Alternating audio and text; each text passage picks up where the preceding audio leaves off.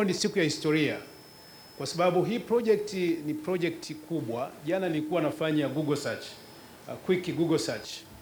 Sasa nikagundua kwamba katika East Africa, nchi ambazo zinatuzunguka, hakuna nchi yoyote ambayo ina kituo kikubwa kama hiki. Kwa hiyo hiki kituo cha CNG cha hapa Ubungo ni kituo kikubwa katika ukanda wetu wa East Africa.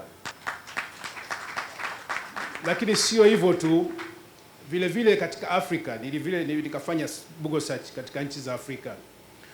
Hiki kituo, Mheshimiwa Naibu Waziri, kina uwezo wa kuzalisha CNG kiasi cha futi za ujazo milioni 4.2 kwa siku, na kituo kikubwa kabisa ambacho kinakipita hiki kiko Nigeria, kinamilikiwa na kampuni ya mafuta ya Nigeria.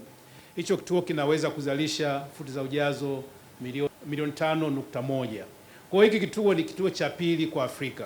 Kwa hiyo niwapongeze sana kwamba leo tunaweka historia ya kufungua kituo ambacho ni kikubwa sana katika ukanda wetu wa Afrika, na hizi ni juhudi za Mheshimiwa Rais wetu Daktari Samia Suluhu Hassan, ambaye amekuwa ni championi kuhakikisha kwamba nchi ina transit kutoka kutumia nishati ambayo ni chafu kwenda kutumia nishati ambayo ni safi, na tunajua kwamba CNG ni moja ya nishati ambayo ni safi.